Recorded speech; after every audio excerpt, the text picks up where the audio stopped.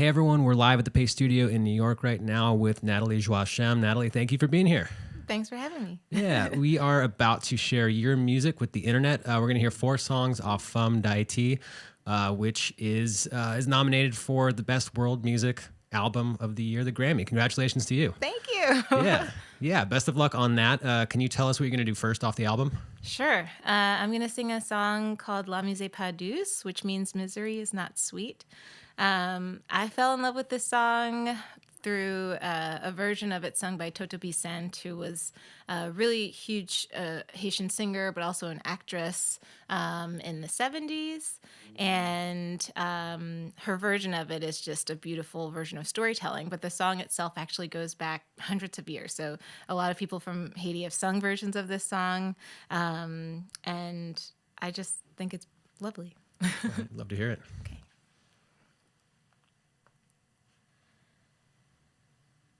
Mwen malade m'kouche,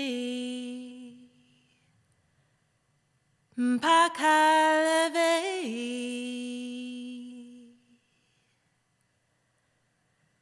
palma nan we, m'pa munisito, bon Dieu elle Allez.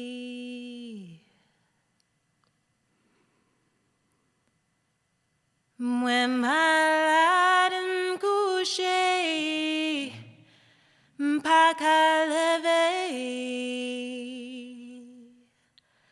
palma nan woy,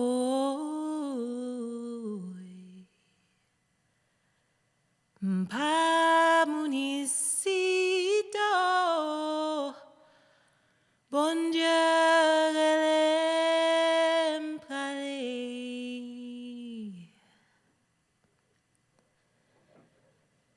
Mwen malade par mon nom, bon Dieu, elle parler. Gardez malade par mon nom, bon Dieu, elle palma nan woy, m'pa munisito, bon Dieu, elle parler.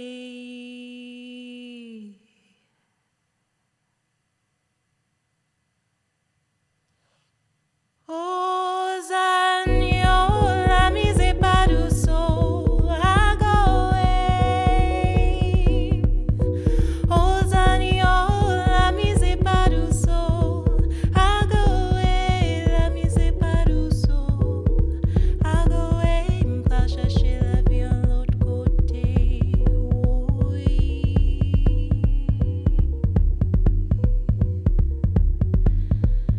Oh, Zanyo, Lamizé, pas dous, I go away.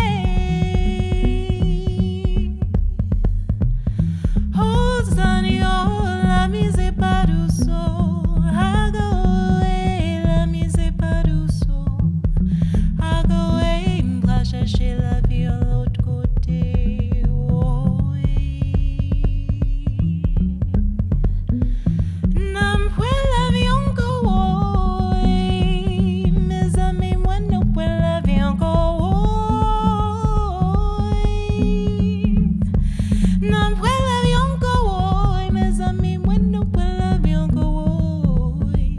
Viens ici, c'est l'eau, viens l'autre beau son l'autre woy. N'importe où, chou comme les mer woy. Nam fue l'avion go woy. Mes amis, Lamizé, pas dous,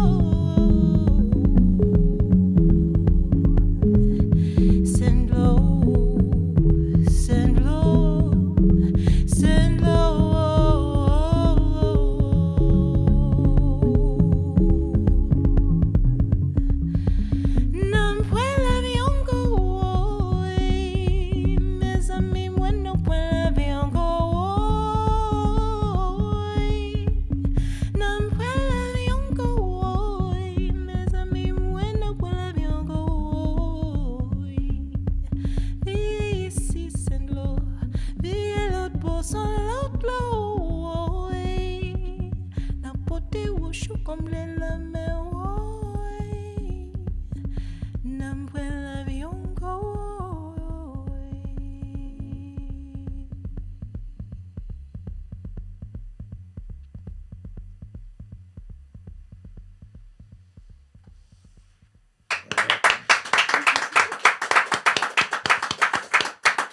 All right. Thank you. That sounds great. Thanks.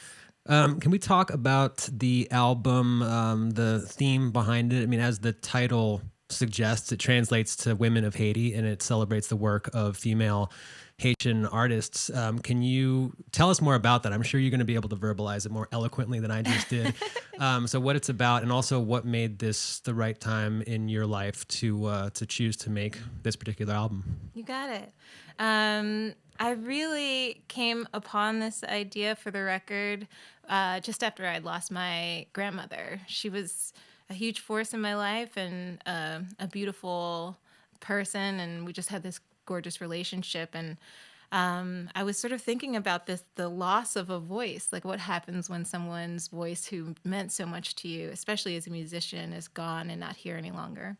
And that sort of led to a roundabout discussion about female artists from Haiti in general. I think that most young Haitian people have this memory of a connection with either their mothers or grandmothers, the women in their lives, that as, you know, having their voices be a part of the household, be a part of our sort of soundscape of our childhoods. But in the popular music field, I really couldn't think of very many Haitian women who had gotten to that point. I can think of tons of big bands and amazing sort of huge bands of lots of dudes. Like Tabu Combo is a good example for us in Haiti, of a band that's had a legacy for 50 years now plus, I think, at this point. So, but I could think of one woman, Emmeline Michel, who everyone should check out. She's amazing. She's much younger though, and so I was like, gosh, what if in American history I could only think of one female artist? It would be absurd. And so I got into this conversation with my parents about who they listened to growing up, like who were these voices, female voices in particular, that they could think of. And even they could really only think about a dozen or so. So, part of me was discouraged, but part of me was also like, well, if only a dozen have been able to make their way, what's so special about these women, actually? Turns out that it's a little bit more than a dozen, but not many more. I think there are huge books that have been written about female artists from Haiti that include probably like 25, 30 artists, but not hundreds of pages, which you would expect, right? So I started looking into their stories, and I found not only beautiful music, but really incredible lives that had been lived. And it felt important for me right now to delve into in my own sort of creative practice, because I'm really pretty invested in this idea of history and heritage and how we're all connected. And for me, this wasn't, being Haitian American, this was an inroad for me to actually discover more about myself, but also how I'm connected, not just to my grandmother, but to all of these women, and how all of our stories and voices intertwine. And what does my voice mean actually for the next generation of young Haitian women coming up? That's awesome. I'm really glad that you got to have that experience. I would imagine that was a cool thing to share with your parents also, and that must have led to like a closer bond and more time spent together, which is rad. I'm really glad that you had that experience. Thanks for bringing it here. We're happy to use this room to amplify your voice, and we're going to hear more music. Are you going to do the medley next, or what's coming up next? I'm going to do a little bit of a mashup of two songs. It's sort of timely because we're just a little over a few days past the second anniversary of the passing of the woman who wrote these songs. Her name is Emerante Pradine, and I met with her back in July of 2017, and she passed away in January of 2018. These two songs are really great. She was a voice of Haiti's golden age in many ways. She was one of the people from my grandmother's generation who had really made a voice for herself at a time, like through the 40s and 50s, when women were not really supposed to be doing that. And she was one of the first women to have an international career as a Haitian artist, which was really amazing. But she also sang these songs in a little bit of a sense of political protest. They're actually songs that are about pretty ordinary things. It's good that you have all these coffee bags hanging around. Coffee is pretty big in Haiti. And the first song is called Maman voye peze café, which means essentially that her mom sent her to the market to get the coffee weighed and ground. And on her way to the market, she gets arrested.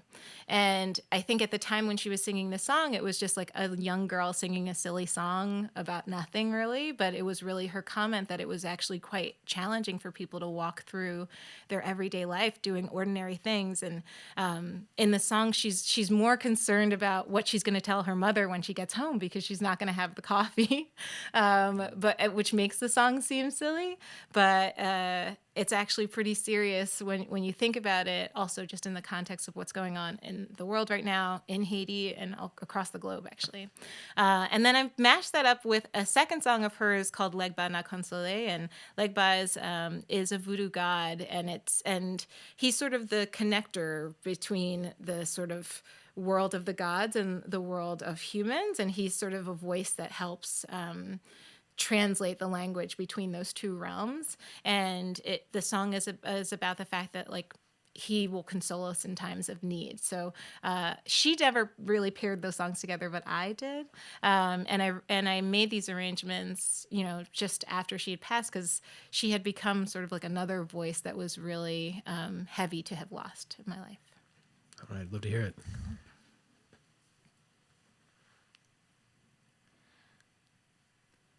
Maman voye peze café.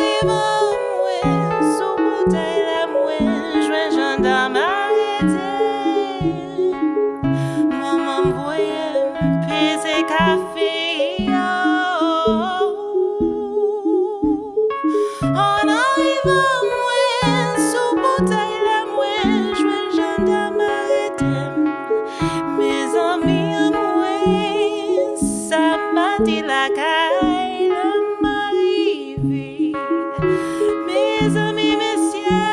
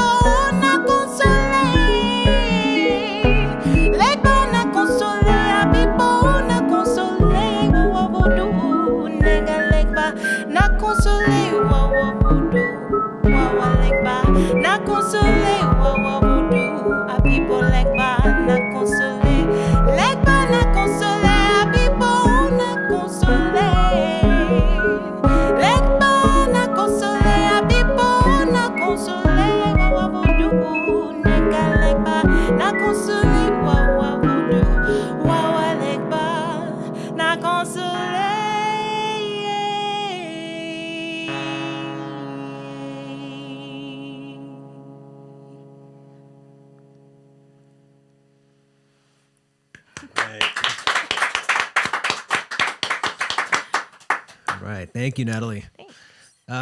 Thanks. We got a chance to talk a little bit offline earlier about what's on the walls here, about what these tapes are all about behind you. A lot of them are from the Newport Jazz Fest, which I know you have played in the past. Just once. So this is an easy room to talk about musical history and musical influences. I know. So you were born in New York. I was. Live in Chicago. Mm-hmm. Haitian American. Those are rich musical cultures, all of them. And I know you play classical, indie rock, Haitian music, so your influences are clearly varied. Can you tell us about what some of those are? Who are some of the artists who've been really important to you throughout your life? Yeah, I mean, throughout my life is a big question, I guess. But I could narrow it down if you want. I mean, but we already know who was important during the writing of this album. Yeah, no, it's cool. I think it's good. I think people are always curious about the electronic side of. Like, how did I become a person who's making electroacoustic music, especially from the classical realm? I give a lot of credit, actually, to the listening stations at the old Tower Records that used to be on 66th and Broadway. Yeah. That is where I first listened to the very first Ronnie Size album that I ever listened to, and I became obsessed. Was it the one with Method Man on it?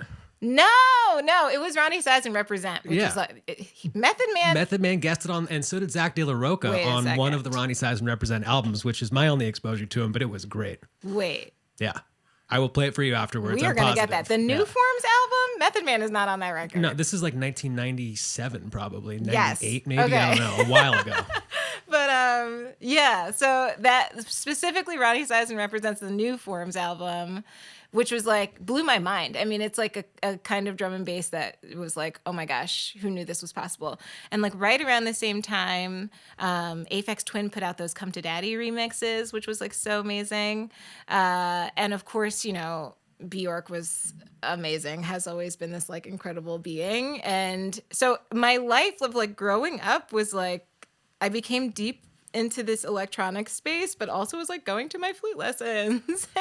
So, there's like that. I think when people ask like why, a lot of people ask why I do electroacoustic music specifically. And I think it's because like it was like Brahms and like also bringing in all of these beautiful, amazing electronic musicians at the time, for which, like the 90s, that whole era of the 90s was rich with really incredible. Underworld is another group that comes to mind as like a huge influence to me at the time.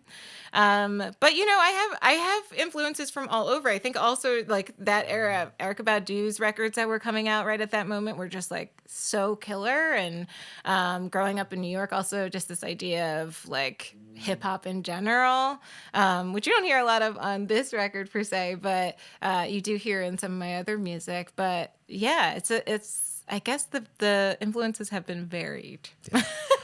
This room, actually, a bit of trivia about this space we're sitting in. Before we were here, Commissioner Gordon Williams was the producer. This was his place, and he produced a lot of KRS-One records from here. He was one of the producers on Miseducation of Lauryn Hill also. They didn't do it in this room. I think it was recorded in Jamaica mostly, but he was one of the producers on it, and that happened in this very room. That's awesome. Yeah. Well, I like this room. Yeah, me too. Well, thank you for coming and making this room cooler than it was a half hour ago. We appreciate it very much. And there's more music. Can you tell us what you're going to do third off the album today? Fourth, actually. We've heard 3 songs already. We have. I know, yeah. So I if I can, I'll do 2 songs for you. But if I can only do 1, that's also fine. No, play the whole album if you want. Great. The next 2 I wanted to do are from what is called the Sweet Pou Dantan. Dantan is our little tiny blip of a village in Haiti. It's like it doesn't even show up on Google Maps. It's like just a road with a church and a school. And it's where, my family has lived for 10 generations now, a really long time. With Wi-Fi now? With Wi-Fi, thanks to me. My dad loves that Wi-Fi. It's fine. But is he watching right now, maybe? Oh, I don't think he's watching right now. I should have told him about it. He's like, he's probably off like tending to he's a pig farmer now in his retirement. So he's probably tending to the pigs.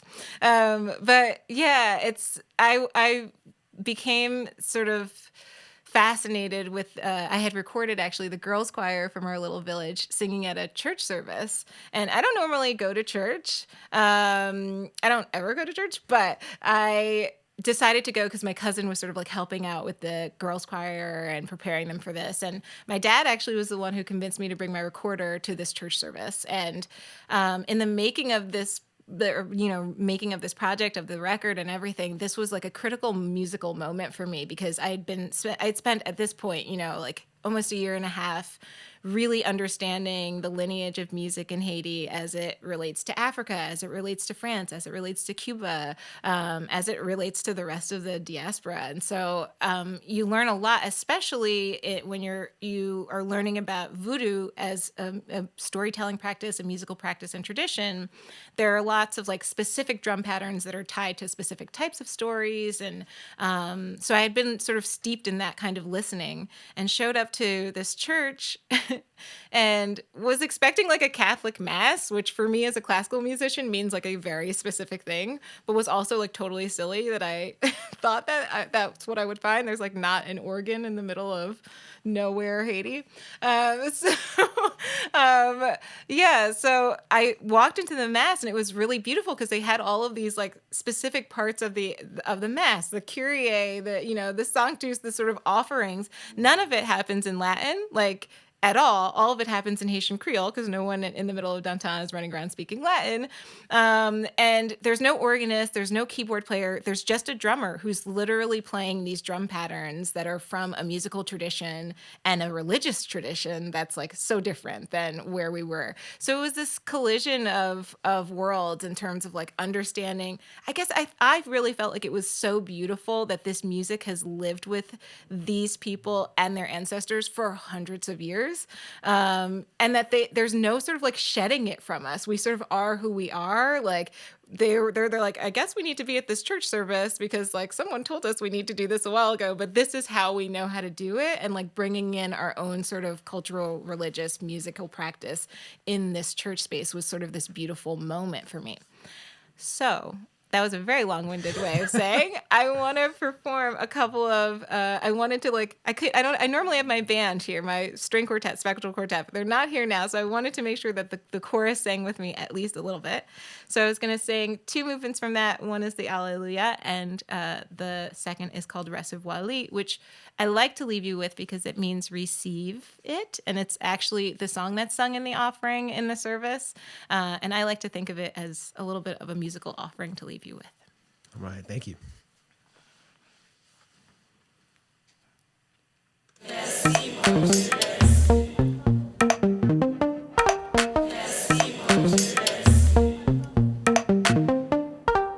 Merci mon Dieu, merci. Merci mon Dieu, merci.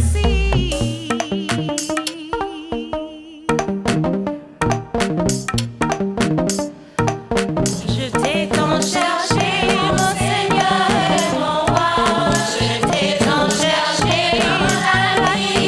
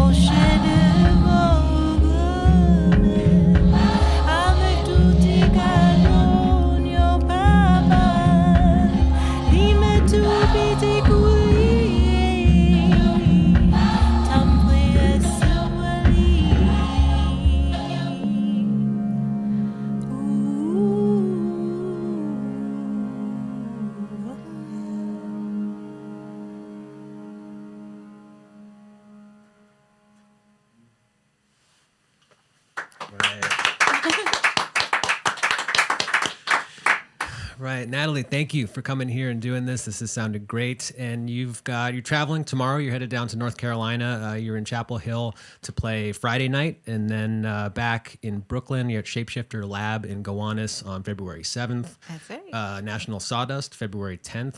The Big Ears Festival, which will be a ton of fun at the end of March in Knoxville. There's dates announced, a ton of them up at nataliejoachim.com. And travel safely, please, between all of those. And best of luck. What is it, next Sunday, I think the Grammys are? Oh, yeah. Is that already next Sunday? Oh, my God. Yes, they're soon. Well, best of luck on it. Come visit us again anytime. We'll be here. And travel safely. Enjoy. Thanks again for doing this. Thank you.